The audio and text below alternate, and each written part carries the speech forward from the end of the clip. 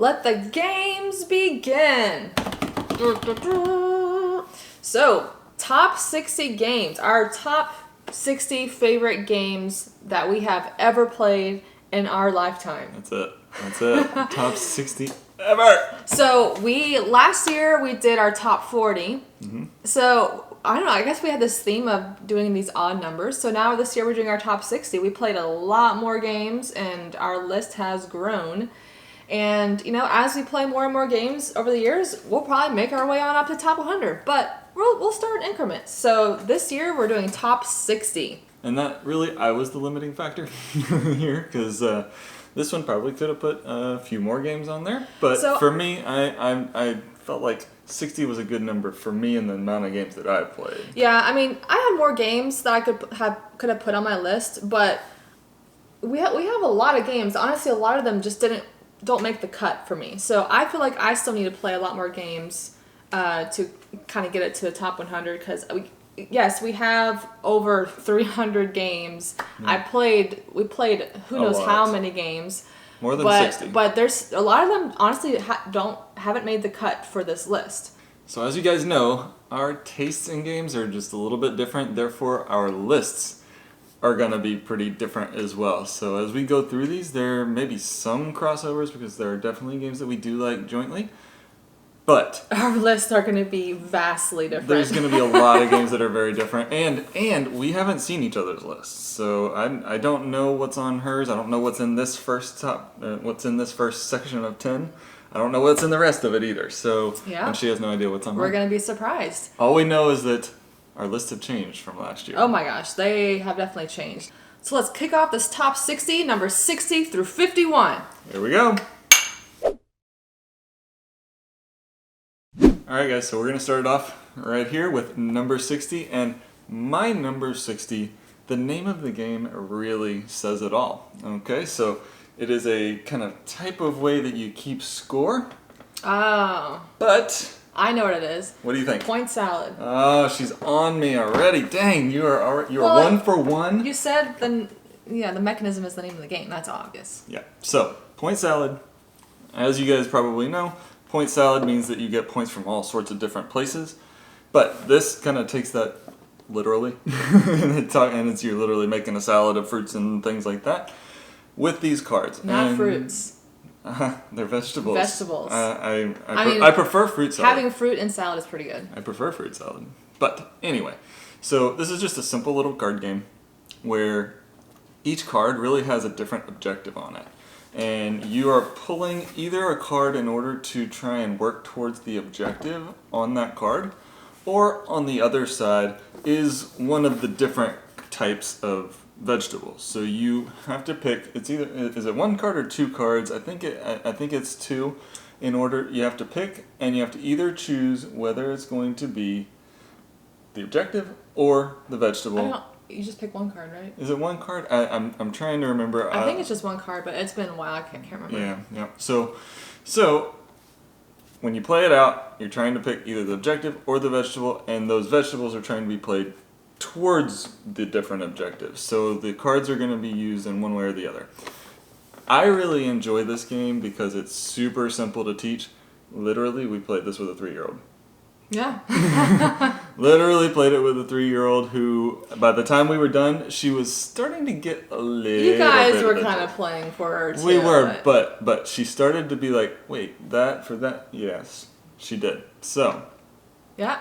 Fast and fun card drafting game for the whole family. Over 100 ways to score points in this game. 100, that is definitely point salad. So, point salad. My number 60 to kick this list off. That's a good one. So, this is actually going to be... go and leave it up here. This is actually going to be an interesting segment, grouping of 10, because there is going to be a theme. Is it space? No. A theme being like a lot from one publisher. Yeah, this is very interesting because my number 60 is also an AEG / flat out game, and it's a newer one. It's designed by Randy Flynn, Cascadia. This has been a great one. this is going to be a great one to bring out for, new gamers. It's pretty easy to teach. You just grab a pair of those tokens and tiles, and you're building out your little, it's like it's a spatial puzzle, and you're building out your little environment, and you're trying to, score these different cards at the end of the game, depending on patterns and where the animal tokens are. And yeah, this is just a great one. I'm a fan of this one. This is a cool little tile laying kind of a thing, and you've got your little environment at the end of it. So I'm glad you picked this one. Yeah. So I mean, the AEG and Flat Out game combo has just been killing it. I mean, everything they've been putting out, we've been digging. Yeah, I've been liking it. She's been loving it. So yeah. So that is our number 60s, Cascadia and Point Salad. All right, so we are moving on to number 59, and I'm going to go with an abstract game. And what you guys will probably notice is that there's going to be a lot of abstract games on my list. 75% of your list is going to be abstract. All right, so yes, we both like abstract games, but that's kind of my jam. So we're going to go with one that is actually a pretty looking abstract game, at least in my opinion. Some people may not think so, but I do. Because we are looking at Santorini. Ooh, Santorini. And basically, what you're trying to do in Santorini is that you've got your little builders, okay? And it's essentially a one-on-one kind of a game. I think there's other ways that you can play, but we've always ever played one-on-one. So, what you have is you've got your little builders, and you're trying to move them and build. Little builders. Little That's builders. so cute. You got your little your builders. little builders. You got your little builders, you make a little move, and then you build a little... All right. Alright, so basically you move, and then you try and build. And what you're trying to do is get one of your builders up to the 3rd level of one of the buildings. So these pieces are stacking on top of each other as you guys are playing. And everybody has their own little kind of a power that can be very frustrating for the other person at times, and can essentially, when you're real close to winning, they can just like, boom, knock you out. And it tends to be kind of my experience anyway. So Whenever you play with me. Yeah, I crush! yeah, well. But anyway, I really like this game, not just because the gameplay is really fun, but also when you look at the finished product at the end. Oh yeah, it's you've got cool. the blue domes on it, and it actually looks like the real Santorini from in the Mediterranean, I think is where it is. So yeah, one day we need to play. I want to play this game in Santorini. And get like this really cool photo of us playing a game, but like the backdrop is Santorini. Oh my gosh, that would be so cool. That would be pretty cool. So Santorini is my number 59. Oh, I have to talk about my 59. You do.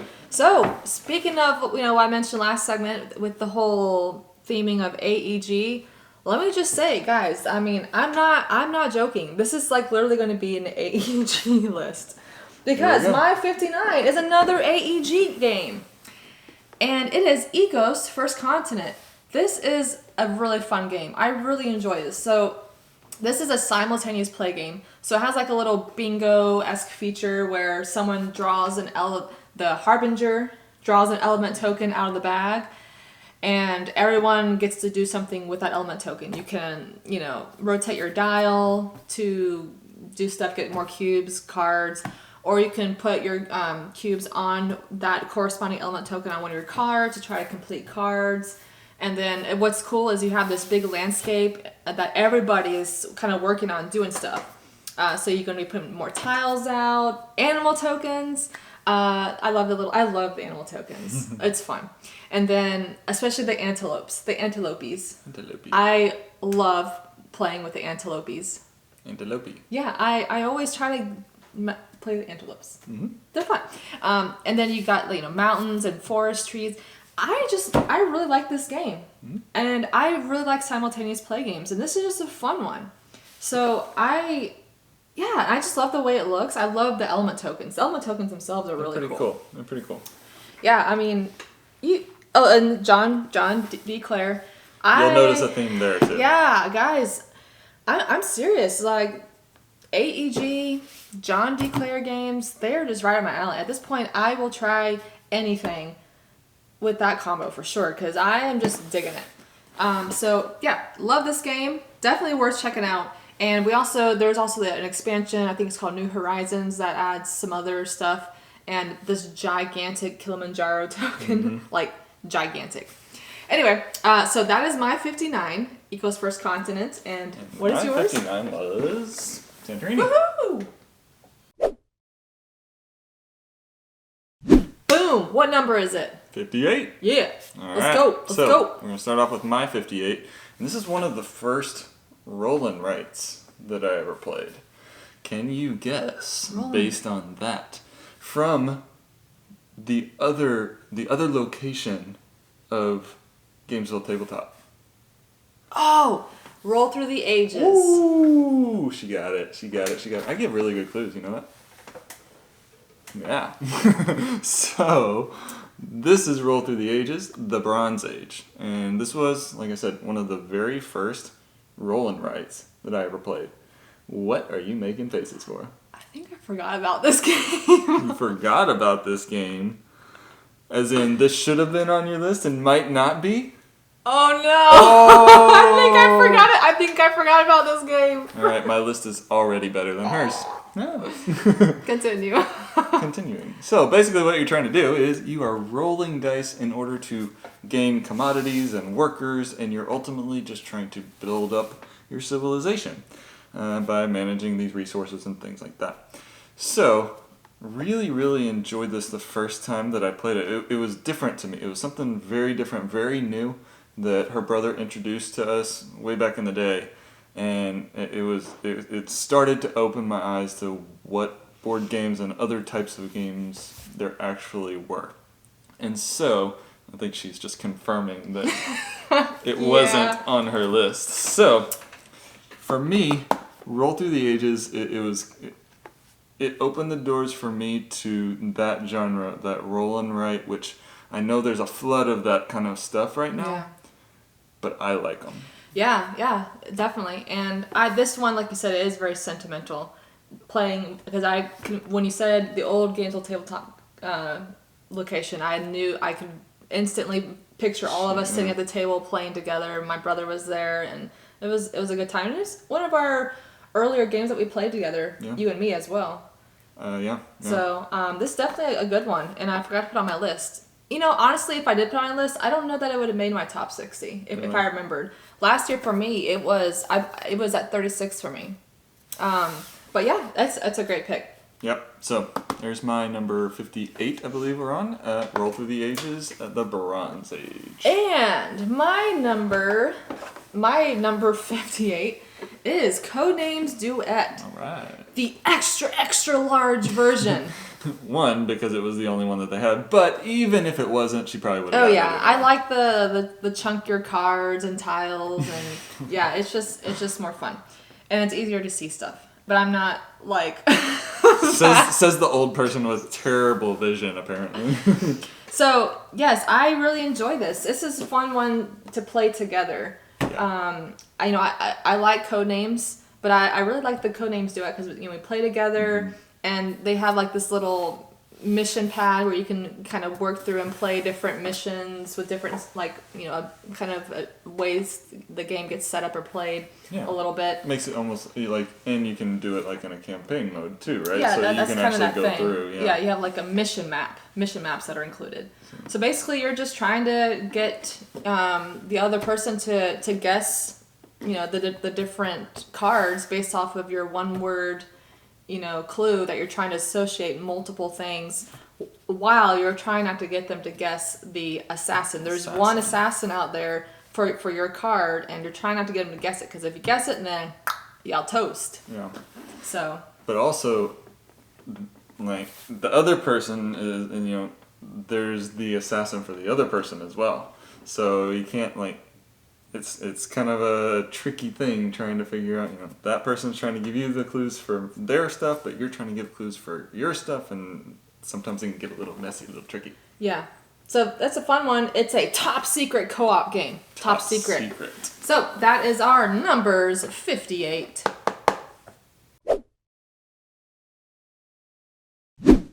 All right, guys, so we're going to move on to number 57. And with me, we're going to stick with the abstract theme. Go figure. Yes, so this is a really pretty game. You'll like that, right? So she's all about the appearance of the games. Obviously, she likes the gameplay too, but she really likes appearances of certain games. They kind of, if it doesn't pop off the table, you know. The chances of me playing it go down. Right, so for me, I really like this one.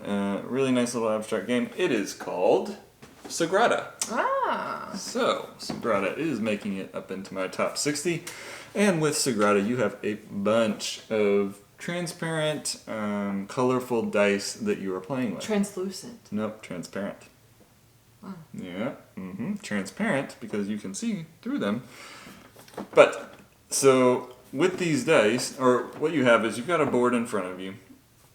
And you are picking from a pool of dice in the middle. All the players are picking from a pool of dice in the middle for each round. And you have a little board that you are trying to fit your dice into as you're pulling it from the common pool. Now, your board that you have is going to have certain little restrictions on it and things like that. There's going to be restricting whether you can put a certain value die there or a certain color die there or something like that. And overall, at no point can the same color be touching itself adjacently. So And the numbers too, I think. and right? the numbers, yeah, I think you're right. Yeah, about it's a fun little puzzle. I like it. and that's another thing that I like is kind of the puzzle aspect of certain games, and this one really kind of touches on that dice for me. drafting. I like dice drafting games. Dice drafting. I just want to point though, this does say 90 translucent And dice. on Board Game Geek it said transparent. Well, okay, they can be both then. Oh, and it's upside down. Come on now. Come on. It wasn't. So, yeah, good choice. Yeah. It's a pretty good one. So there it is, my 57. Well, my 57 is Seven Wonders Duel. You know, we're gonna be taking a trip soon. Maybe we should take this because been a while. It's been so long. We keep saying we need to play this again because we like it a lot. It's one of my favorites. Yeah, it's. Hint. So yeah, this is a fun 2-player game where you're doing some card drafting, but it's not like you're passing cards around. It's laid out and with cards on top of each other, and you're pulling, picking up cards, and you have to collecting resources so you can buy more cards. You're trying to build wonders, and you're trying to work on your military and scientific stuff, and it's just fun. The Seven Wonders world is I really enjoy that. I like ancient civilization type of stuff, and this is a really good one. We definitely need to play this one again because we both enjoy it, and this is right up our alley. Why have we not played this recently? Oh my gosh, we need to play this game. Anyway, yep. So that is my number 57, Seven Wonders Duel. And mine again is Sagrada.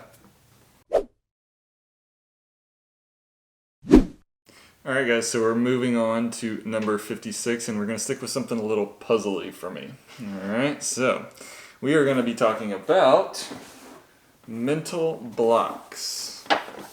Were you expecting that?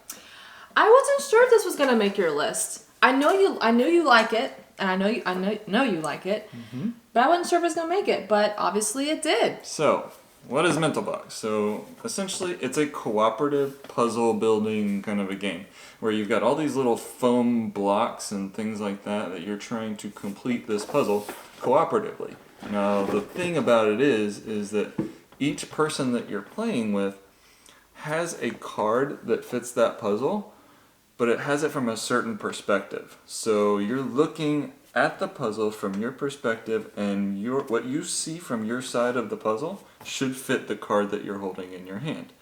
Now, the tricky part is everybody's got their own perspective, and you gotta all end up making it all work together to fit just right. So it's a little tougher, and it's one of those games that's just like, you play it once, and then you're like, dang it, we should have gotten that one. Let's play another one. Yeah.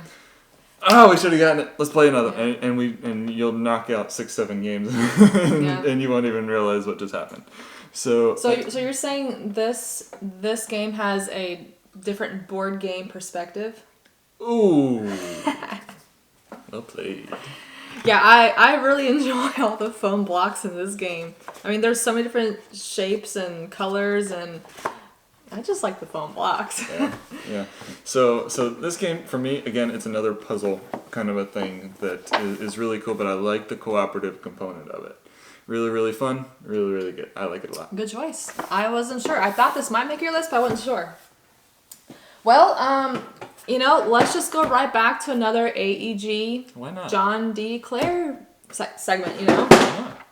Apparently that's how we're rolling. So we got Space Base here, guys. Yeah, man. I mean, this is a fun game. An intergalactic dice game of fleet management for 2 to 5 space base Commodores.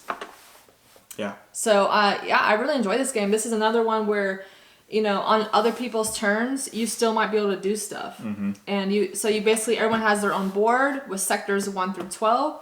And you have your starting sector cards, and then throughout the game, you can, upgrade those different sectors to get different things. And then you can also have the cards be placed underneath your board. So like the red segment is showing, and that stuff you can get on other people's turn if they trigger that sector, because you're gonna be rolling dice triggering different sectors, and you're just trying to get a race. I think it was like to 50 points, 40 or 50. But you have like income and I forgot the other line.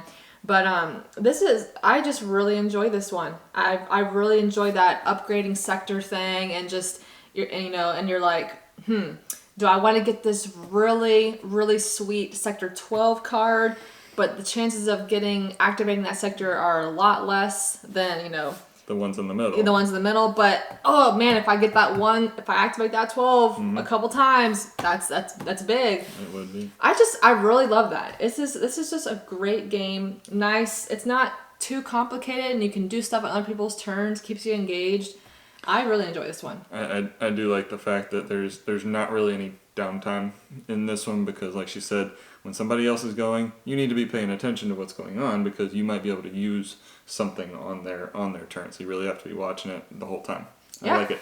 Yep. So that is our numbers 56. Oh, same size. Oh, look. All twinsies. So cute.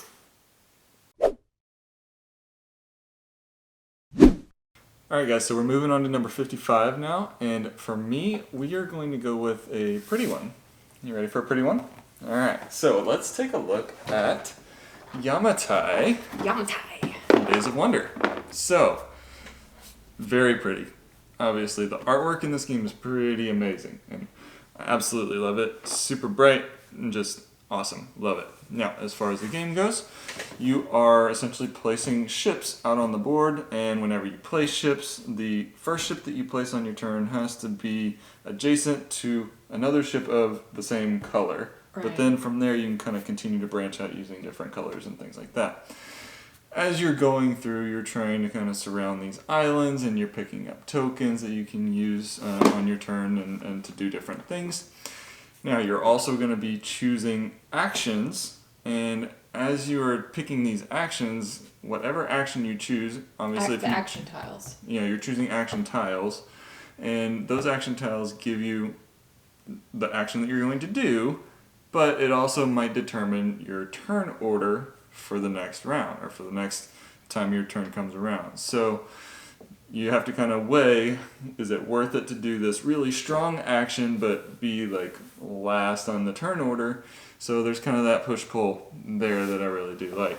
Now, as you're going out there, you're also trying to build buildings and things like that you're doing throughout the game. And ultimately, it's just kind of whoever gets the most points. So I think that this game is really nice. Obviously, the production of it is outstanding. It's gorgeous. Outstanding, and just kind of a cool game overall. So yeah, I mean, it's definitely it's a crunchier one for you, because you have to it definitely can have tendencies for AP, analysis paralysis, because you're like trying to figure out different patterns of ships to place out and stuff like that. It's a thinkier one. It is. So it's one of those games that's like, yes, it's worth it to do. It's worth it to do that extra thinking on this type of game, just because it's so pretty. It is very pretty. Okay, my 55 is Isle of Skye, from Chieftain to King. I really enjoy this one. It's been a while. I need to get this to table again, but I really enjoy it. It's a quicker tile placement game, also has some auction in it, and I really love this one. I love connecting the different roads, and you're trying to get money and get tiles, and there's like different scoring segments or different scoring rounds, and each game might have some different combinations of scoring that you're trying to do. And the box says, little rules, lots of fun, and there's woolly sheep in here. Holy shit. So yeah, I really enjoyed this one. I typically I've never really liked tons of like auction types of games, but for some reason I'm just digging this game. I really have fun whenever I play this game. I need to get this to the table again because I really enjoy it every time I play. So that is our number 55, guys. I love Skye and Yamatai. Alright, so this next game, I like it, but it has dropped tremendously down my list by a whole 50 places. 50 places? 50 places. Actually, sorry, 49 places. What? So... I need to know. Tell me. Bring out the game now. I must know. I must know. We are looking at Chronicles of Crime. Interesting. Okay? Oh, wow. Yeah. Yeah. This was number 5 last year. And it is Wow. 54 now. That is a big drop. So, let me explain. First of all, this game is really cool. The idea. But for us, it has been a humongous source of frustration because we are just terrible at it. Yeah, we keep playing it and trying it, and we're so bad. We enjoy playing it. We want to absolutely love it. We're so bad at it that it gets frustrating. We want to love it because it's so cool, but we're so bad that it's just like it's frustrating, and we yeah. Anyway, from 5 to 54, basically what this is, it's an app-based game where you are trying to solve a crime. And you're trying to find out who did what, and you're trying to kind of follow the clues. Now, this is the original Chronicles of Crime. There are a lot of others. There are a lot of them that have come out now, and we've tried. We've tried a handful of them. Most of them, not all of them, but we've tried most of them. And the idea is amazing. The actual following the clues and all that kind of stuff, the intelligence of the app that it uses in order to take you through and try and figure things out is really incredible. I don't know how they do it, but it's really amazing. And the problem is we just stink at trying to solve these crimes. This is definitely the coolest of them all. How come you didn't put this one on your list? Well, I'm kind of lumping them all together. Okay. Well, you need to clarify that. Because this is, in my opinion, this has been our favorite, one of our favorite ones. This is the favorite, even though it was also really hard and still really frustrating, but it was super cool because you could jump in and out of like virtual reality, cyberspace. That was it, cyberspace. Yeah. So, but we're just bad at it. In general, we're just terrible at it. But the intelligence of this game, I absolutely love. Yeah, we want to like it a lot more because. Every time we start playing it, we're like, yes, we're really excited. But as we get going, and we just get so let down because we're just so bad. I guess we need to play with smarter people. Yeah, it just ends up drawing out too much for us because we tend to just miss like one or two big we miss clues something important that throws us off, and it's just frustrating. So there it is, Chronicles of Crime. All right. So my 54, you're gonna be excited about this one because it's an abstract game. Hey. All right, guys. It is War Chest, and yes, I also brought out some of these 2 expansions here. So War Chest, and also have the War Chest Nobility expansion and the Siege expansion. I enjoy all of this. So obviously I said it's an abstract game. So we enjoyed one versus one. You can play, I think, teams as well, but we never tried that. So you're trying to get all your control tokens out on the board to be the winner. But what's so cool is there's all kinds of different units in this game that do, and you have your card and they have different abilities, different movements, and the quality of these components, oh my gosh, guys. Oh, I want to get them out and show you because like they're all these really nice like poker chips, and they all have like these different symbols on them, and they're nice, weighty, and it's kind of like a deck building game with these chips, these poker chips. Yeah, and you choose which chips you're going to end up playing with throughout the game by selecting cards. The cards tell you what each chip does. Yeah, in the initial setup, so you can like do it random, or you can pick through it or whatever. But it's just fun. So all the different games are going to be different depending on which units you're using, because there's a lot to choose from. And then you have these expansions. We both really like the Siege expansion. Especially you, because you like getting that, what is it, the trebuchet, and just launching it from afar and demolishing me. Some of the chips can be a little bit overpowered. Yeah, but yeah, this is a good one. I'm just so impressed with this game. We highly recommend this game, guys. It's really good, and I love those poker chips. I love them. Good choice. Yep. So that is our numbers 54. All right, guys, moving on. We are going to be looking at, for my number 53, a worker placement game. Mm-hmm. We have a lot of those. We do. So this one has actually dropped quite a bit as well. It dropped out of my top 10 as well. Oh. What do you think? Well, I mean, I have your old list right here, so I know what it is. You know what it is. It's going to be Stone Age. All right, so I love this game. It is kind of that classic worker placement kind of a thing where you're putting your people out in order to get resources, and then you're also you're also trying to grow your tribe, but you have to feed your tribe as you're going through. So I really love this game. It's also got an element of dice rolling and all this kind of stuff in it. So it's just kind of a good mix of things. But it has dropped for me a little bit. I think because we haven't played it much. Yeah, we need to get this out again. And this is one of those sentimental games too. It kind of just reminds me of my brother. It is very sentimental, and I think that's another reason it's staying in for me, because we've played so many different worker placement games at this point that are there games that are maybe better than it? Yeah, probably, but the sentimental value holds it in there for me. It's fun. It's a good one. It's a fun one. I love it. So that is my number 53, Stone Age. Okay, mine is a 2-player game, and it is Unmatched Jurassic Park. Now, this is the only Unmatched I have. The other ones, I mean, I guess I should probably try some of the other ones. I know some people love the other ones. I just wasn't as into those characters, but I am into the Jurassic Park theme. I might have to try the new Jurassic Park one that came out. Yeah, there's like a T-Rex now and some other, and I forgot what the human people are. But yeah, I really enjoyed this game.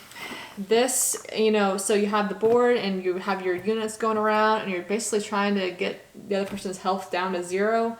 And you're playing out cards, and there's some combat resolution, and this, I still need to play this with you. Yeah, I haven't played this one. Because this is, I think you might like this one. It's not overly complex. It's a lighter game, and it's this nice, combat 2-player. I think we need to play this one. Because you liked Raptor, and that was like another 2-player game. You're playing cards and such.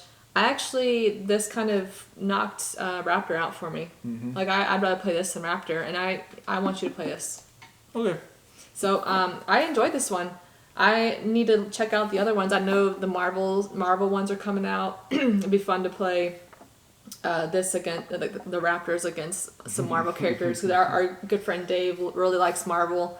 So that'd probably be fun. But I definitely want to dig more into the Unmatched series, but I really enjoy this one. I like the Raptors. Raptors. So that is our number 53.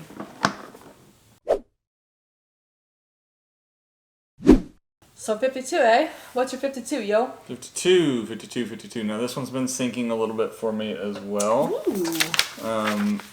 Originally, I really liked the idea of it, and for me, I guess over time, it has just kind of sunk down. It's not that high. So but for me, this one is going to be Terraforming Mars. So, it's one of those, it's like, In general, I don't typically like this type of game that's big and crunching, got all these different things going on anyway. But I liked it. I liked it initially. I was like, oh, this is really, really kind of cool. But over time, it's kind of just died down for me a little bit. I think the whole Terraforming Mars idea has kind of died down. Even like the new card game that came out, I wasn't like jumping for joy over. Are you just talking about this one? I'm just talking not about Ares this. Expedition. No, Ares Expedition did not make my list at all. It's not even in the conversation. But just saying in general, this Terraforming Mars line has sunk a little bit in how much it kind of drew me in initially. Well, just wait for the Terraforming Mars dice game. We'll have to see how that goes. Yeah. So, anyway, still like this game. Still think it's fun, but the complexity of it is kind of like dawned on me. It's like, whew, the effort to get this game out and play it is like, oh boy. But of course, the main idea is, you're trying to terraform Mars in this game. You're trying to increase the temperature, increase the oxygen level, and increase the amount of water on Mars in order to make it habitable. You're trying to manage all your money. You're trying to kind of build an engine that will give you more money or give you a bunch of other different things. And, you're using all these different cards. Each card is different, yeah. and there's a lot of them too. So yeah. Really, I mean, it's a great idea. It's a cool idea.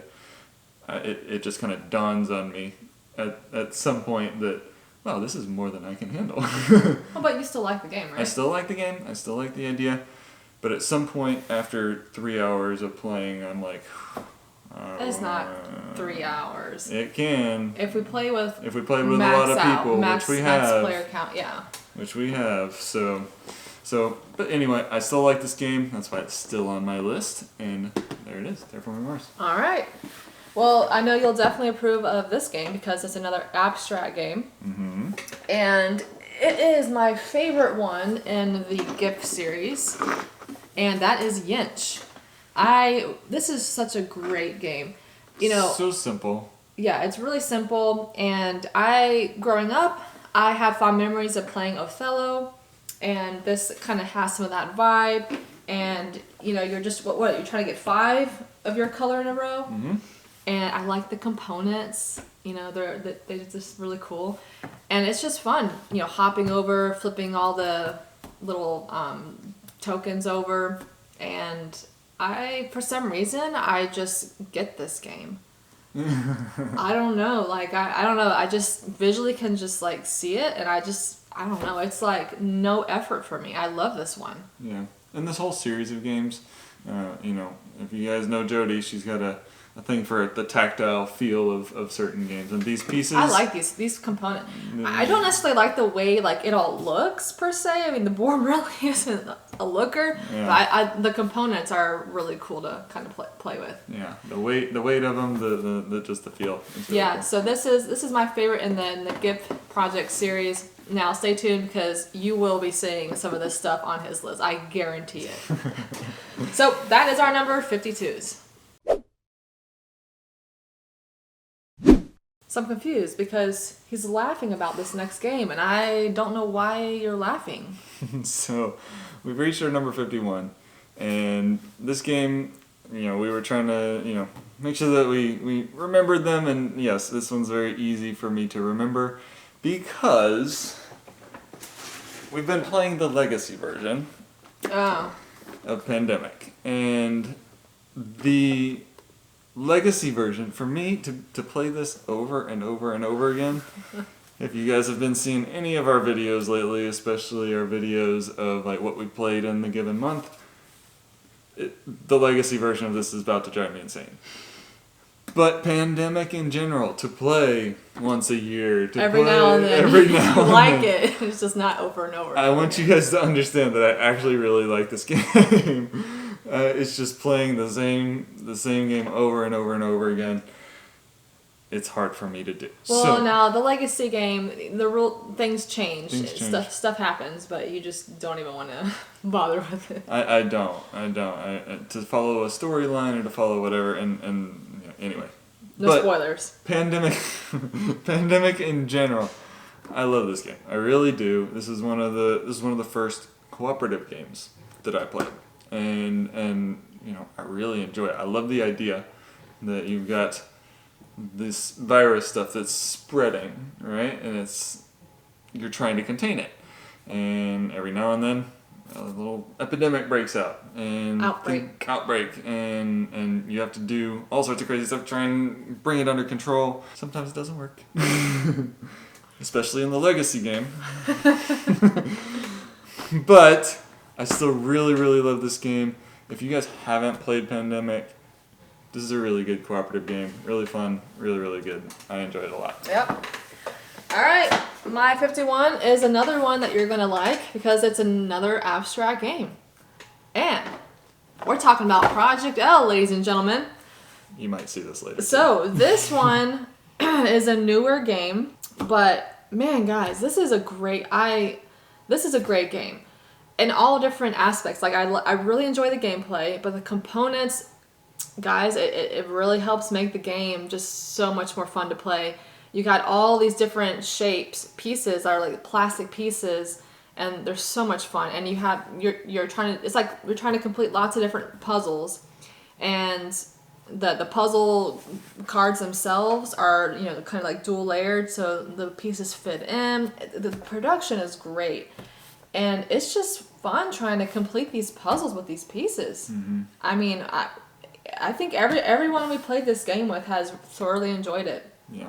And I think it fulfills a little bit of sensory stuff for the both of us Oh, too, because yeah. it's got a little bit of a minimalist look to it. Yeah, And it's just we really just love simple. everything about this game. It's just really simple and but you got to think about what you're doing, and I love those types of games. Yeah, it's just great all around. The components, the gameplay, and it's a lighter one, so it's easy to get people playing. I mean, my parents really enjoyed this game. Yeah, you can get a lot of different people in on this game because the barrier to entry, the difficulty of learning is not that great. That hard, and it looks great components. It's just a great one, guys. If you haven't checked out this game, especially like puzzles and abstract games, definitely check this one out. Mm-hmm. So that is our number 51s. So this list was, like I said, heavy with AEG games. I don't know, there's just something about them. We have a great track record with them. So this 10 segment had 5 AEG games on there. 5 out of our 20, so that's a lot. That's a quarter of the games were all from this one publisher. So. Yeah, so let's see. I had a couple games that, one game dropped pretty significantly for me. That was Seven Wonders Duel. Last year it was number 15. Now it dropped all the way down to this list here. And I think probably if we had played it more, that it might have stayed up a little bit higher. I think it still would have dropped, but I think it probably would have stayed a little bit higher. But we need to get that game to the table again. We do. That's really one of our favorite 2-player games, and we do need to get that out and play it again. And yeah, I also had some things drop. Like I said, I had 2 things drop out of the top 10. Yeah. All the way down into these 51 to 60. And then and we didn't consult this list from last year before making our list from this year, but I also it was really funny. I had a grouping of 3 games, Point Salad, Sagrada, and Santorini, that were all right together last year, and they were all right together in this list this year as well. So I thought that was kind of a cool little thing that happened there. Yeah, so a lot of these games for me were kind of mixed in the 20s and 30s last year. So, some of them dropped significantly. I had a couple new ones to the list. Unmatched, Jurassic Park, and Project L.